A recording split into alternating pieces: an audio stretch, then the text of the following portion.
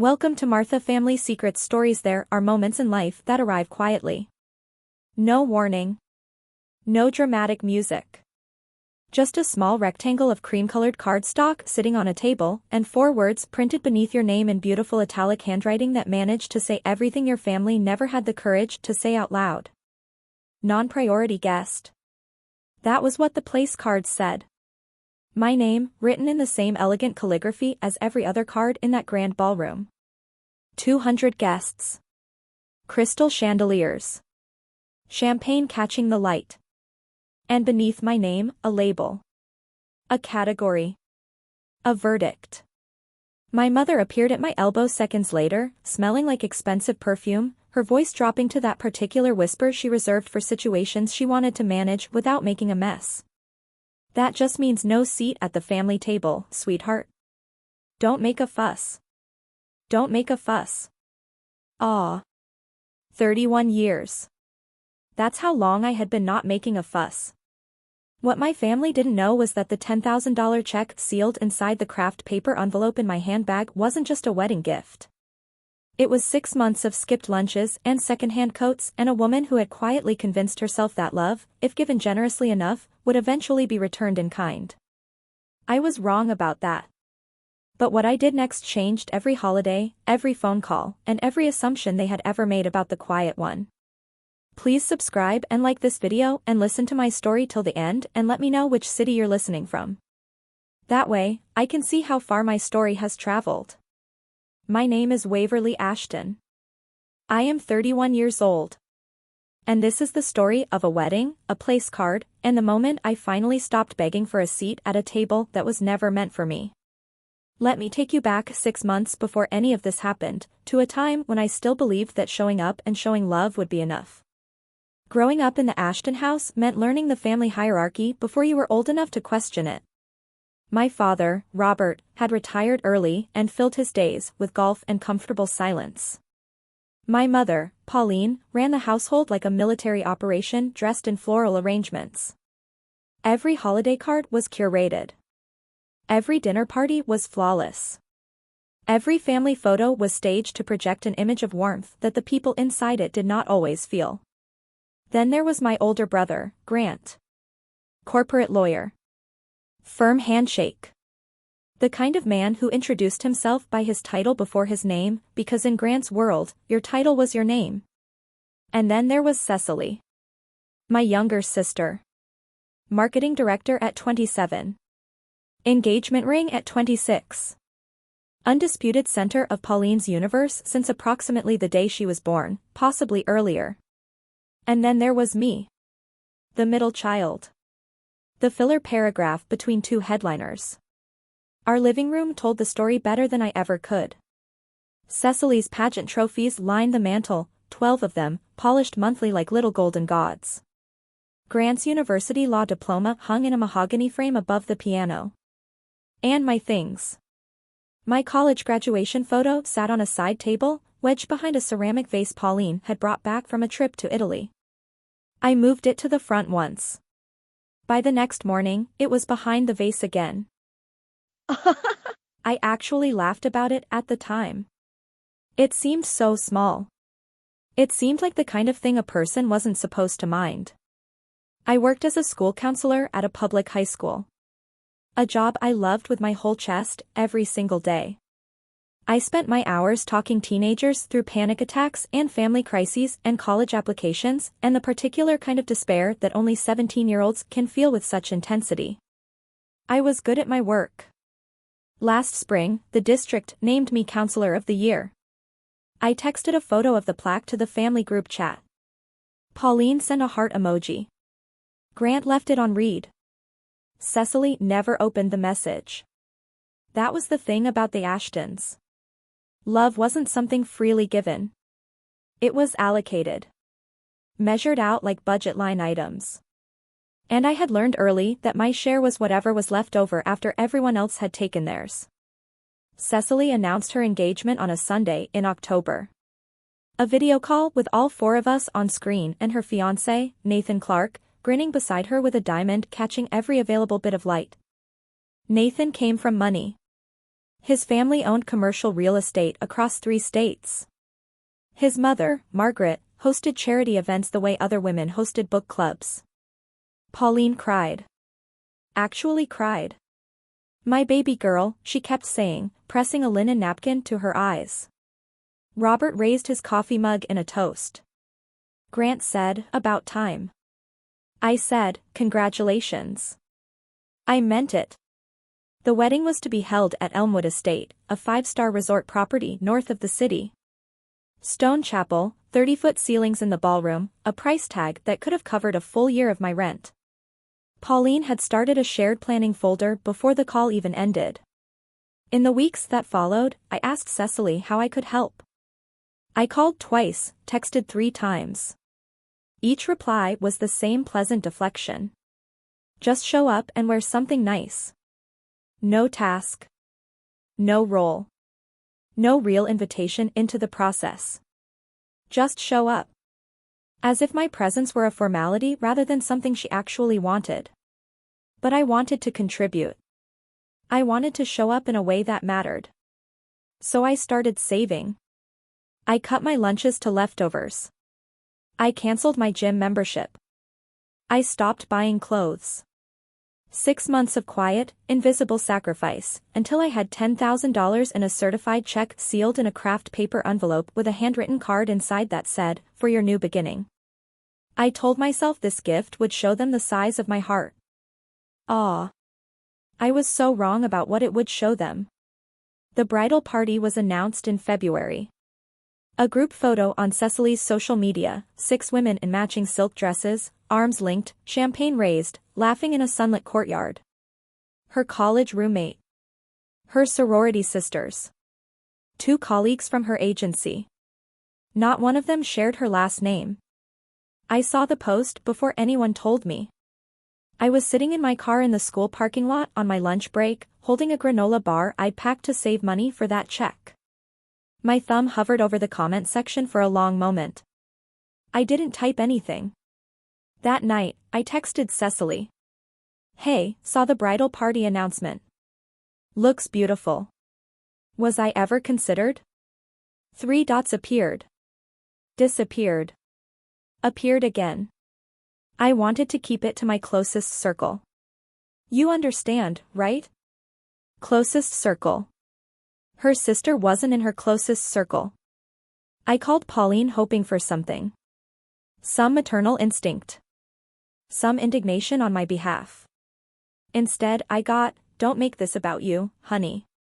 Cecily has her reasons. Sweet enough to sound loving.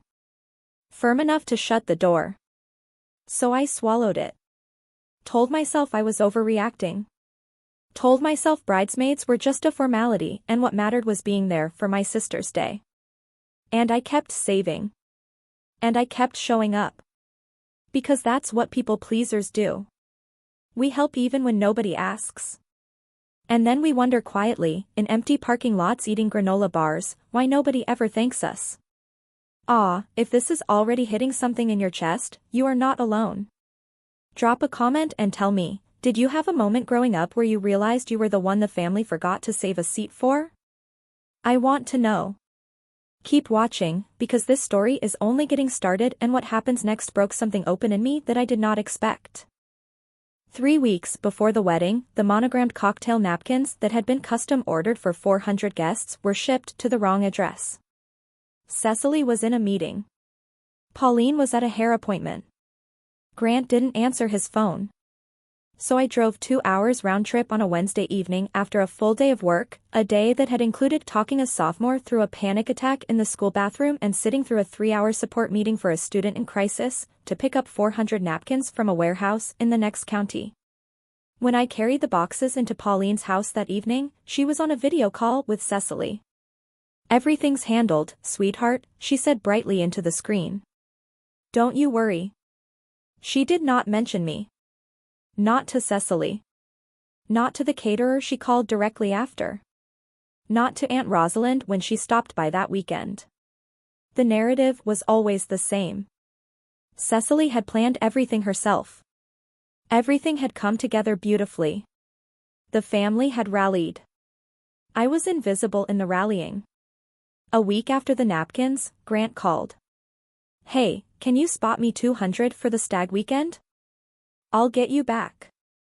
I sent it through my banking app before I'd finished my morning coffee. He never paid me back. He never mentioned it again. That evening I sat in my car in Pauline's driveway after delivering the final centerpiece samples, eating a $6 sandwich for dinner because I was saving every spare cent for that $10,000 check. Through the kitchen window I could see Pauline and Cecily laughing over wine, flipping through a seating chart on a tablet between them. I went inside to say goodnight. Glanced at the screen. My name was not at the family table. "Oh, that's not final yet," Pauline said, angling the tablet away from me with a smooth, practiced motion. "Don't worry about it." I should have worried. The rehearsal dinner was held at a private dining room downtown, the kind of place with a 12-page wine list. I wore a charcoal dress I'd bought on clearance, the nicest thing I owned. I arrived on time. The main table ran the length of the room. Robert and Pauline at one end. Cecily and Nathan at the other. Grant and his girlfriend in the middle, flanked by Nathan's parents and his brother. 12 seats. Every single one of them spoken for. I was directed to a small table near the kitchen door, alongside two of Pauline's friends from her social circle and a distant relative's wife I had met exactly once in my entire life. There weren't enough chairs at the main table, Pauline explained when I found her in the hallway. She straightened my collar with 2 fingers the way she used to do when I was 12 years old. "You understand, sweetheart?" At the main table, a sommelier was pouring reserve wine. At mine, a waiter set down a carafe of house water. I watched my family through dinner. Pauline glowing, touching Cecily's arm. Grant making Nathan's brother laugh. Robert quiet but present in a way he never quite seemed to be with me. At one point, Margaret Clark, Nathan's mother, a silver-haired woman with decades of quiet authority in her posture, leaned toward Pauline and said something I couldn't hear. Pauline laughed and gestured vaguely in my direction. "Oh, Waverly prefers quieter settings." I saw Margaret glance at me. Then at the overflow table. Then back at Pauline. Her expression didn't change. But something behind her eyes sharpened in a way I noticed. Near the seating display, the wedding planner, a woman named Serena Park, caught my eye across the room, held it for half a second, and looked away quickly. Like she wanted to say something. Like she couldn't. 3 days before the wedding, my phone buzzed with a message from Cecily. "Hey, heads up. The dress code for family-adjacent guests is cocktail, not formal. Didn't want you to feel overdressed. Family adjacent." I read it 3 times. Family adjacent. Not family. Adjacent to family. Related by proximity, not by belonging. I had already bought a navy formal dress, $180, more than I spend on clothes in a typical year. I had chosen it carefully. Imagine standing beside my sister in photographs, looking like I belonged in the same frame. I typed back, "I'll follow the family dress code." Her reply came fast. "Relax. It's just a label. Don't overthink it. Just a label. Don't overthink it." The Ashton family motto for anyone who noticed the cracks. I messaged Grant looking for some backup. He responded in seconds. "Just go with it. You know how CEC gets before events." Classic Grant. Always smoothing the surface. Never once checking what was underneath. That night I screenshotted the family-adjacent message and saved it. Something in me, instinct maybe, or just years and years of pattern recognition, told me to keep it. I didn't know why yet. I just knew the word adjacent felt like a door closing, and I wanted proof it had ever been open. The morning of the wedding, I woke at 6. I ironed my cocktail dress, the approved one, packed the craft paper envelope into my handbag, and drove to Elmwood Estate under a sky that couldn't decide between clouds and sun. The venue was extraordinary. Stone columns and manicured gardens, a fountain the size of my living room, a string quartet warming up somewhere beyond the hedges. I walked to the bridal suite with a small arrangement of white roses I had stopped to buy from a roadside stall on the way. The door was staffed by a woman with a clipboard and a headset. "Bridal party only," she said. "I'm the bride's sister." She ran her finger down the list.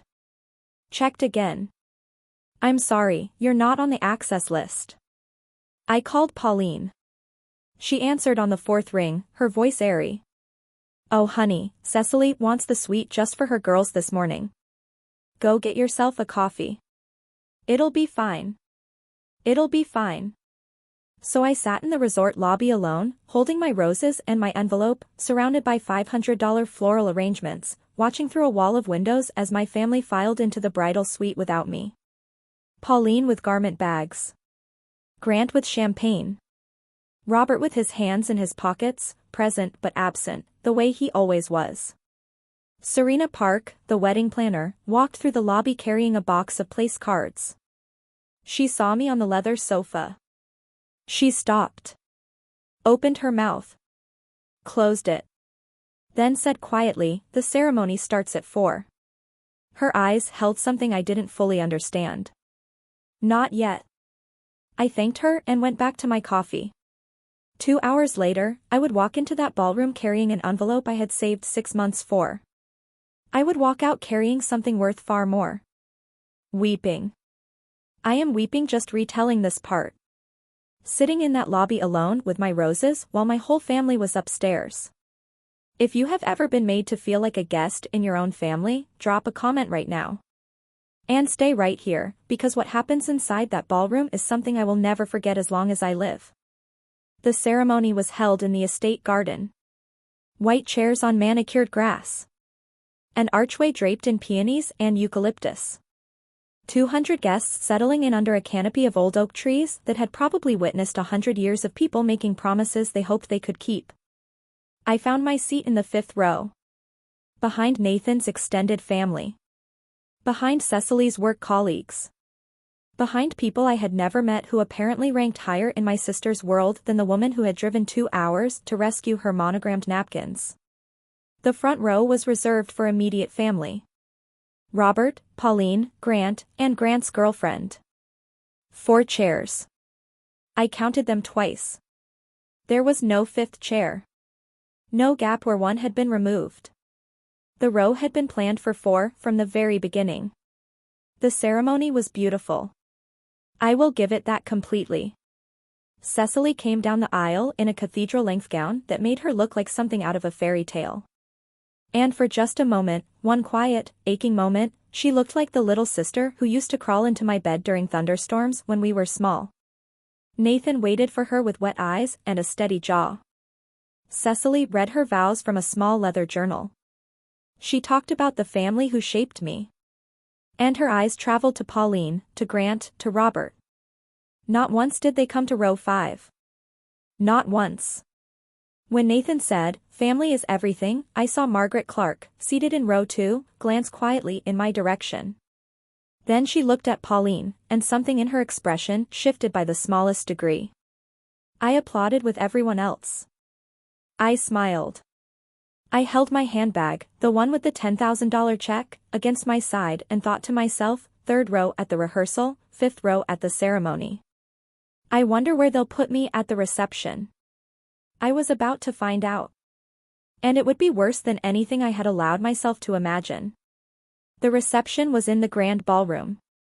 200 guests filtering in from the cocktail hour, champagne in hand, moving toward the seating display arranged on an easel near the entrance. I found my name. Table 1. Family. Robert, Pauline, Grant, Grant's girlfriend. No Waverly.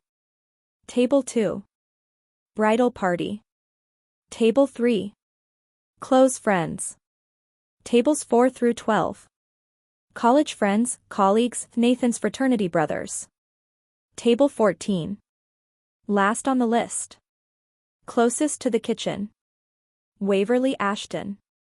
Non-priority guest. I read it again. Every other card on that display listed a name. Just a name. Mine was the only one with a classification printed beneath it in small, precise italics. Non-priority. Like a shipping category. Like a box that had been routed to the least important destination. I picked up the linen place card. Held it between two fingers. The cardstock was heavy. Cream-colored. The same embossed calligraphy as every other card in the room. My name, rendered beautifully, above a designation that reduced me to cargo. Pauline materialized at my elbow. She smelled like Chanel and champagne. That means no seat at the family table, honey. Don't make a fuss, okay? She said it the way you'd explain a weather delay to a child. Calm, measured, as though the cruelty were meteorological.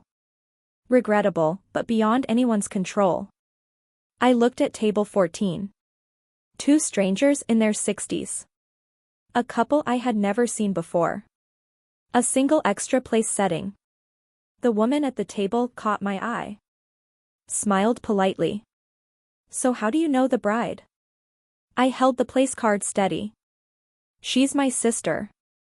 The silence that followed said everything the card already had. Dinner service began, and with it, the final distinction.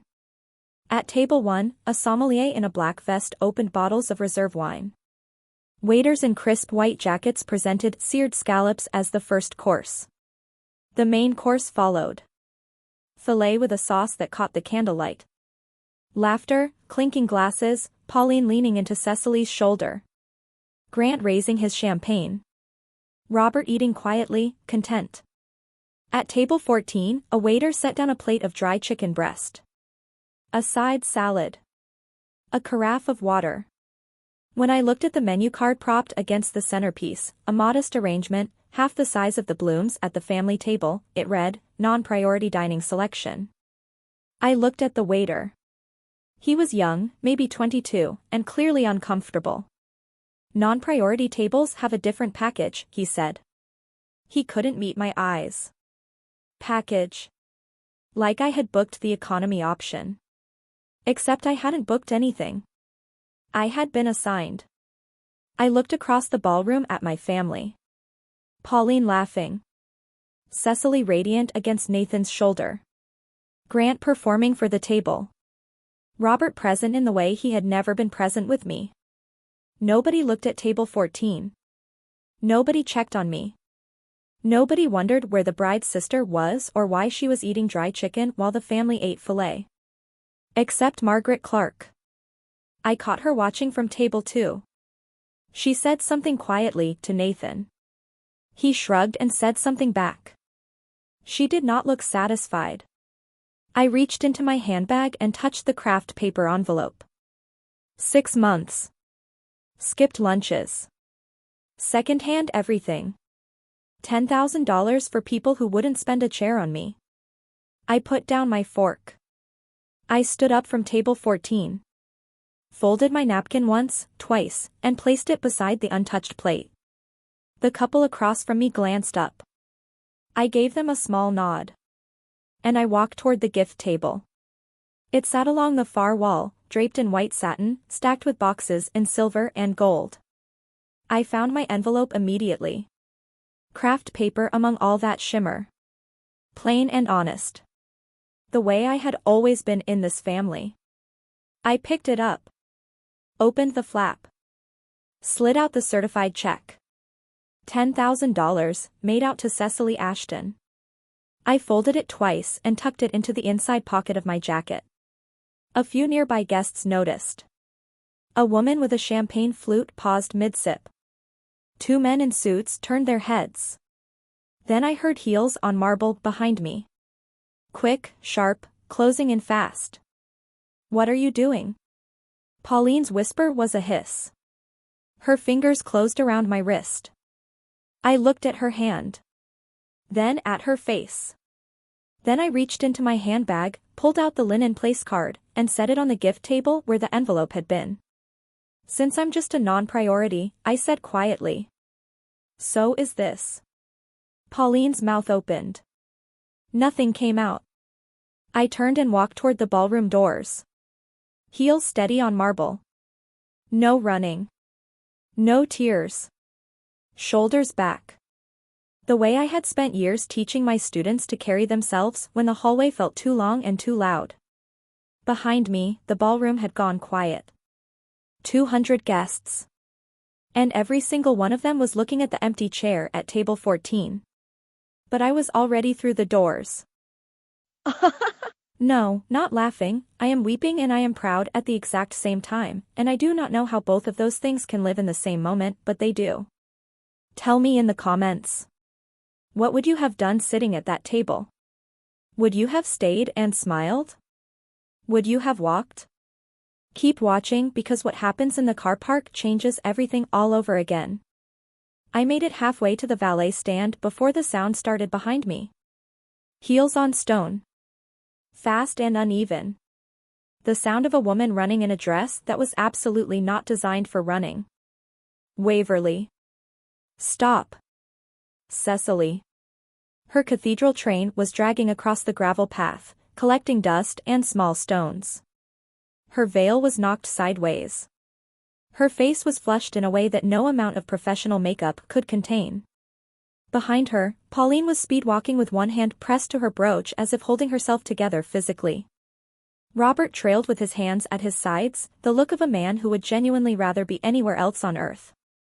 Grant stood in the doorway of the ballroom with a champagne glass in hand, watching. What was that? Cecily reached me, breathless. You cannot take back a gift at my wedding. You're embarrassing us. Pauline arrived next. Get back inside right now. That is my daughter's wedding in there. I opened my car door, a modest vehicle parked between two luxury cars, the plainest thing in the lot, and turned to face them. You labeled me non-priority at your wedding, I said. My voice was level. You sat me next to strangers. You served me a different meal.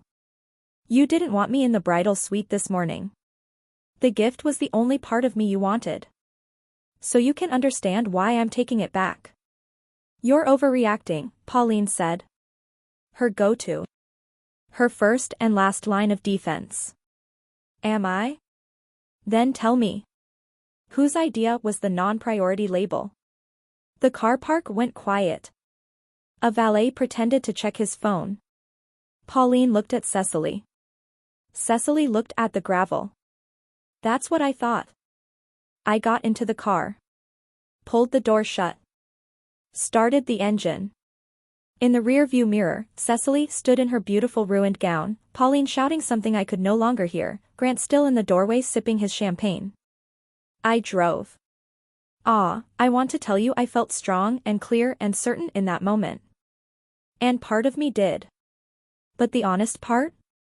My hands were shaking on the steering wheel, and somewhere behind my ribs, something was quietly falling apart. Because that is the cruelest thing about families like mine. They train you for 31 years to doubt yourself. To be the one who apologizes. To shrink back into whatever shape the room requires. And even when you finally stop, even when you do the right thing, the training doesn't just turn off overnight. I woke the next morning to 47 unread messages and 12 missed calls. My apartment was quiet. 1 bedroom. Clean. Modest. A grocery store mug on the counter and coupons pinned to the fridge with magnets from school field trips. It wasn't glamorous. But it was mine. And on that particular morning, it felt like the only safe ground I had left. I scrolled through the messages. Pauline, sent late the previous night. You ruined your sister's wedding. I hope you're satisfied. Grant, sent after midnight. Really, Waverly? Over a seating chart? Call me. Aunt Rosalind, sent early that morning. Your mother is devastated. Please call her. Cecily hadn't texted. Cecily had posted a photo at 1 in the morning. A candlelit image of herself and Nathan on the dance floor, captioned, "Nothing could ruin this night." The subtext was louder than any message. I sat at my kitchen table with the certified check in front of me. $10,000. My safety net. Saved coin by coin while I ate peanut butter sandwiches and wore the same coat for 6 months. I had nearly handed all of it to a sister who couldn't give me a chair. The doubt came the way it always did. Quiet and familiar, wearing my mother's voice. Maybe I overreacted. Maybe I should have stayed. Maybe table 14 wasn't really that bad. My phone buzzed. Unknown number. A message. Hi Waverly. This is Serena Park, the wedding planner. I am sorry about last night. It was not my decision. If you ever want to talk, I'm here. I stared at that message for a very long time. Then I set the phone face down, went to make coffee, and stood at my kitchen window watching the morning begin outside, slow and gray and indifferent, and I thought about how strange it is that the people who hurt you the most are always so certain you will absorb it silently. She'll sit there quietly. She always does. Not this time. Grant called on the Tuesday after the wedding. His voice had that careful, polished tone he used professionally. Calm, reasonable, designed to make the other person feel irrational by contrast. Mom's a mess, he said. Cecily cried her first night of the honeymoon. You really hurt them, Waverly. They hurt me first. They labeled me in front of 200 people. It's a seating chart. It's not that deep. Then why was I the only guest with a classification beneath my name? A pause. Highway noise in the background. He was calling from his car, fitting this conversation between client calls. Look, he said. What if you just send the check with a nice note? An olive branch. Then we can all move past this by Christmas. Move past what exactly? Waverly. Did you know about the seating arrangement before the wedding, Grant? Silence. 4 seconds. 5. That's not the point.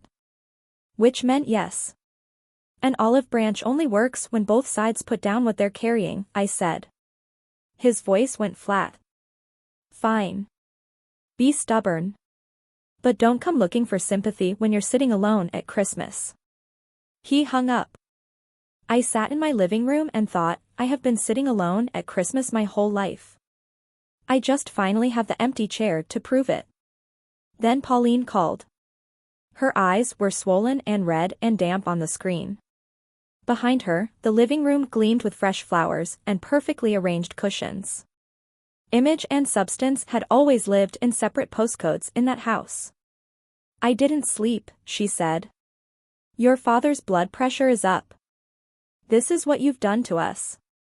Every sentence aimed at the softest part of me. And then she said it. The quiet part. Finally, out loud. Maybe if you'd done more with your life, people would treat you differently. Ah. There it was. Not a slip. Not a mistake. The thing she had been whispering through every overlooked photograph and every redirected conversation for 31 years, finally said in plain words. I ended the call without responding. Pressed my palms flat against the kitchen counter. Breathed. Something shifted inside me in that moment. Not anger. Not sadness. Something quieter. Something that felt permanent. That night, I pulled out every family photograph I owned and spread them on the floor around me. 2 decades of Ashton holidays and milestones. I was looking for evidence, I think. Evidence that it hadn't always been this way. That the love had been real once, even if it had faded. Here's what I found instead. Christmas 3 years ago. Pauline, Cecily, and Grant in matching sweaters by the tree. I was in the background carrying dishes from the kitchen. A family holiday photo on the mantel. I wasn't in it. I had been asked to take it. Grant's graduation. A large framed photo, prominent and polished. My graduation. Behind the Italian vase. Every picture told the same story. I was behind the camera. In the background. Missing entirely. My phone buzzed. Serena Park again. I know this is not my place. But there is something I think you need to see. Can we meet? I stared at the ceiling. Then I typed back. When and where? Weeping. Because I know what Serena has. And I know what it means. We met at a small cafe on a Tuesday morning. Reclaimed wood tables. Exposed brick. The kind of place where the coffee comes with a leaf drawn in the foam and the light comes through the windows at an angle that makes everything look like it matters. Serena was already there when I arrived, sitting in the corner with a laptop open and a cup she hadn't touched. She looked like a woman who had made a decision she couldn't take back and had decided to live with it anyway. "I've been planning weddings for 12 years, she said as I sat down. I've seen family drama, passive-aggressive toasts, people who shouldn't be in the same room ending up in the same room. But what they did to you was deliberate. And I couldn't stay quiet about it anymore." She turned the laptop toward me. Email 1. Cecily to Serena, sent 3 weeks before the wedding. My sister Waverly is on the guest list, but she is not a priority. Please seat her at the back. Non-priority package, reduced menu, no wine pairing. Email 2.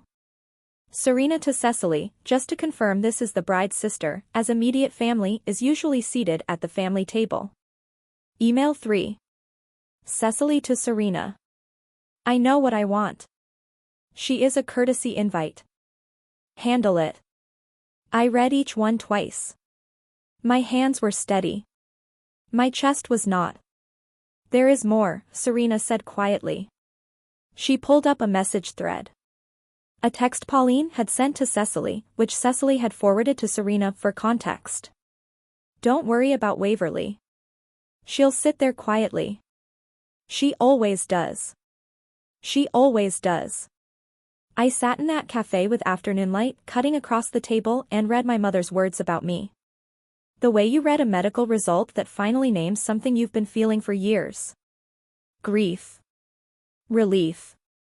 The terrible clarity of being right about something you wished you'd been wrong about. I'm sorry, Serena said. I shook my head.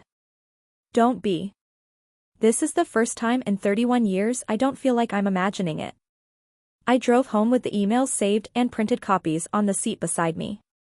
20 minutes. No radio. No noise. Just the road and everything it meant. When I got home, I opened 2 years of family messages and read them all again with Serena's evidence as the lens. Everything looked different. Not new. Just finally in focus. This wasn't a bad night. This was architecture. My family had built a structure with no room for me inside it, and I had spent 3 decades furnishing the hallway. The following Sunday, I called Pauline. I'd like to have a conversation, I said. All of us. Your house. Sunday brunch. Oh honey, relief flooded her voice immediately. Of course. I'll make your favorite. We'll sort everything out. She thought I was coming to surrender. I could hear it in the warmth of her yes. The speed of it. The way she said your favorite, like she could bake her way back to a version of events where she hadn't written those words about her own daughter. I hung up and pressed my palm flat against the manila folder on the counter. My mother thought I was coming to apologize. She had no idea I was coming with receipts. Sunday morning. The Ashton house looked the way it always looked when guests were expected. Fresh flowers in the entryway. The good china on the dining table. The orange juice in the crystal pitcher. Pauline had been cooking since dawn. Everyone was there. Robert at the head of the table, his newspaper folded beside his plate. Grant leaning back in his chair with his phone. Cecily between Nathan and an empty chair, her hand resting on his forearm in a display of unity so deliberate it might as well have been rehearsed. Nathan looked uncomfortable. His jaw was tight. He kept glancing at Cecily the way you glance at someone you're still deciding whether to trust. I arrived at 10 sharp. Pauline met me at the door with a hug, warm and lingering and theatrical. I'm so glad you're being mature about this, Grant said without looking up from his phone. Cecily offered a tight-lipped smile. Patricia served the food, arranged everything with the precision of a woman who believed that if the table looked right, the family would too. Nathan turned to me. Hey, Waverly, I'm sorry about the seating situation. Cecily told me it was a mix-up with the planner. I looked at him. Then at Cecily. She was suddenly very interested in her food. Pauline opened with the script I could have written myself. Waverly, we love you. Family forgives. That's what we do. She reached across and squeezed my hand. Let's talk about moving forward. Moving forward. The Ashton euphemism. You apologize, we forget, nothing changes. I think Waverly knows she went a little far, Grant said, setting down his fork with the authority of a man accustomed to controlling rooms. Taking back a gift in a public setting is not a great look. Grant, I said. Don't. Cecily's voice pitched to wounded. I planned that wedding for an entire year, and the only thing anyone remembers is my sister grabbing an envelope off the gift table. Just say you're sorry, return the check, Pauline said. Clean slate. I let the silence sit. Let them think they were winning. Then I set down my fork, folded my hands, and said, before anything else, I have one question. The table stilled. Whose idea was it to label me non-priority? Quiet. The kind that falls when everyone knows the answer and nobody wants to say it. It was a seating category, Cecily said finally. The planner suggested it. The lie landed on the table like a dropped plate. Clean. Sharp. Unmistakable. I reached into my bag. I placed 3 printed pages on the table, one at a time, between the serving dish and the crystal pitcher. The first page. Cecily's email to Serena. My sister is not a priority. Non-priority package. She is a courtesy invite. Handle it. The second page. Serena's clarification and Cecily's response. I know what I want. The third page. The text from Pauline to Cecily. She'll sit there quietly. She always does. I didn't raise my voice. I didn't stand up. The planner didn't suggest it, I said. You instructed her, Cecily. And you co-signed it, Mum. Cecily's face went pale. Pauline's hand froze, her coffee cup halfway between the saucer and her lips. Nathan reached across the table and picked up the first page. Read it. Read the second. His jaw clenched slowly. You told me it was a mix-up, he said to Cecily. His voice was very quiet. Very controlled. The edges fraying underneath. These emails are out of context. The context is right here. Nathan held up the page. You called your own sister a courtesy invite. Cecily's eyes filled. You don't understand. I was under so much pressure with everything. Nathan set the paper down. Pushed his chair back and stood. I need some air. He walked through the kitchen and out the back door.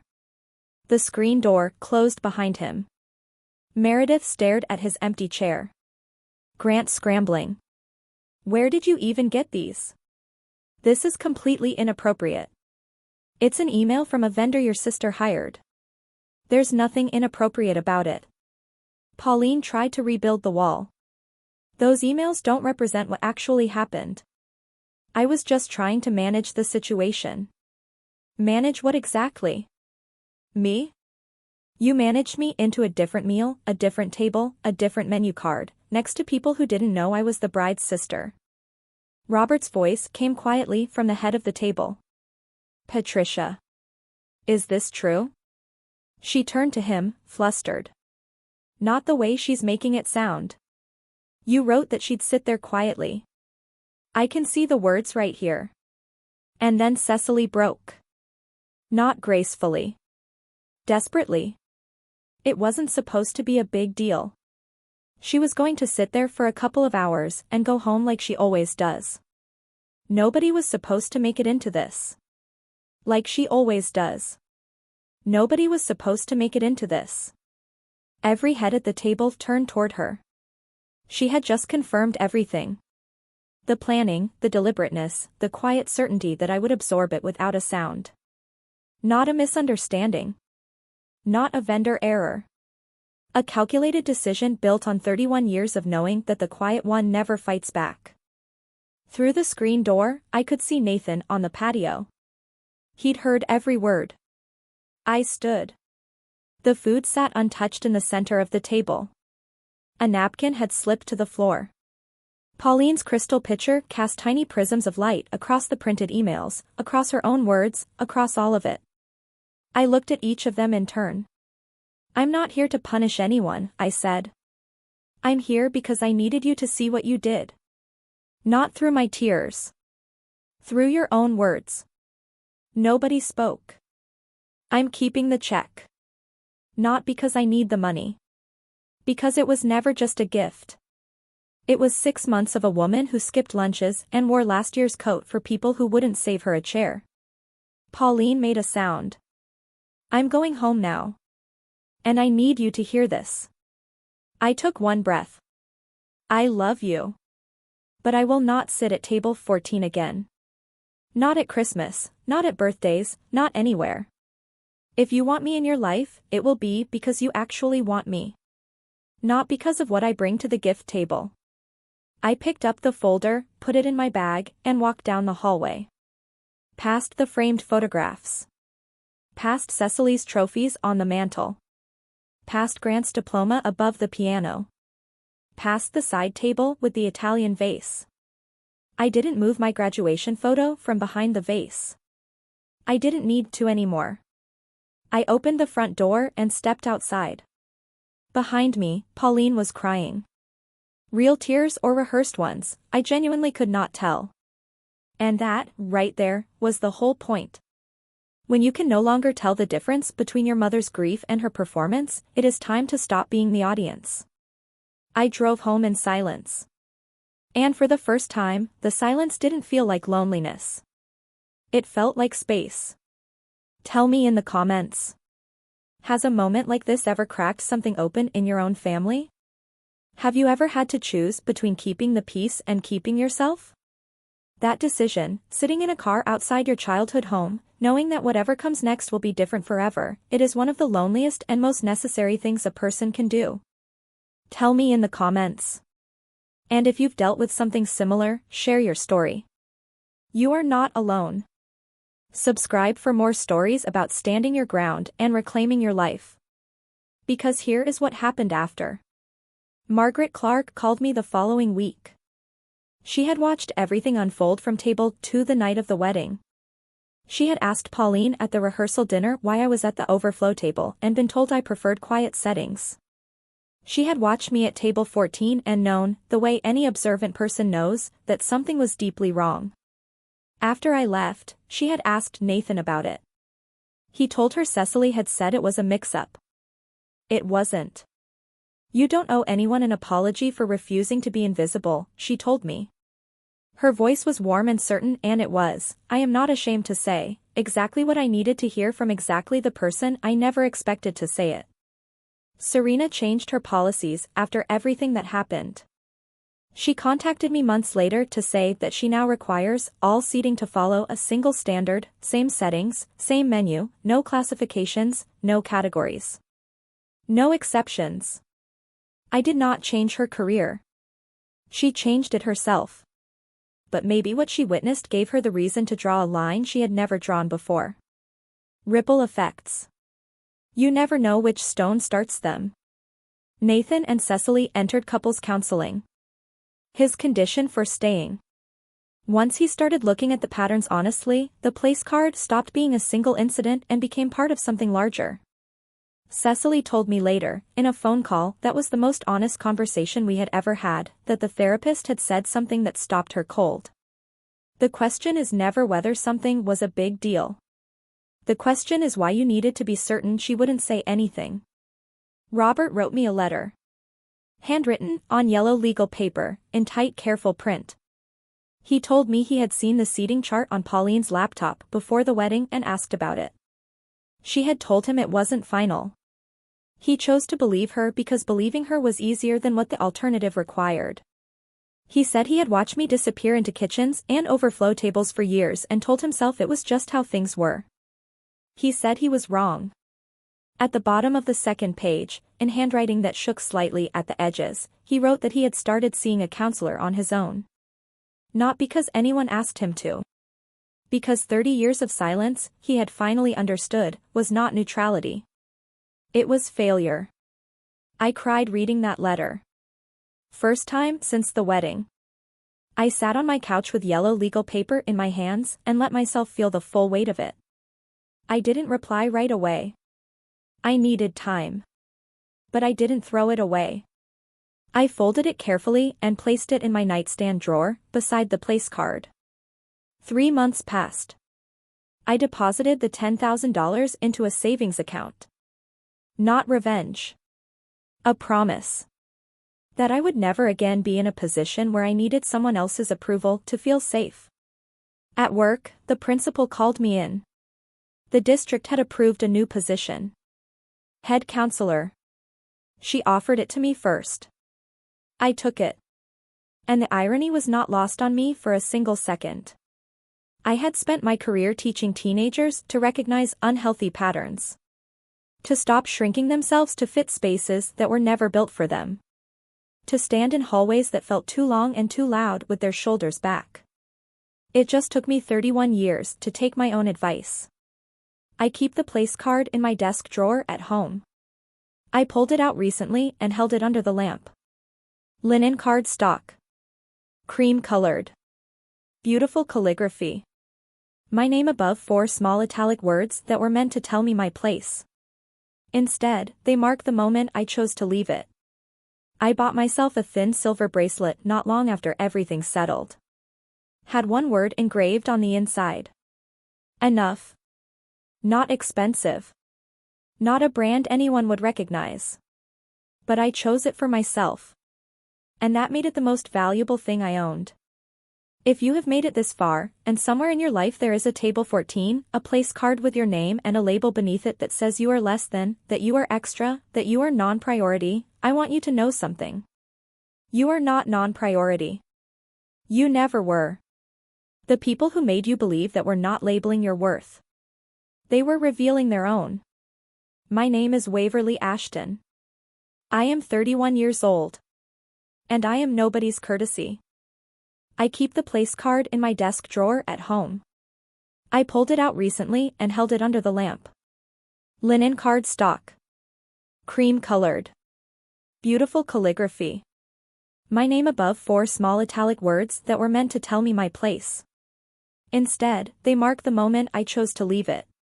I bought myself a thin silver bracelet not long after everything settled. Had one word engraved on the inside. Enough. Not expensive. Not a brand anyone would recognize. But I chose it for myself. And that made it the most valuable thing I owned. If you have made it this far, and somewhere in your life there is a table 14, a place card with your name and a label beneath it that says you are less than, that you are extra, that you are non-priority, I want you to know something. You are not non-priority. You never were. The people who made you believe that were not labeling your worth. They were revealing their own. My name is Waverly Ashton. I am 31 years old. And I am nobody's courtesy.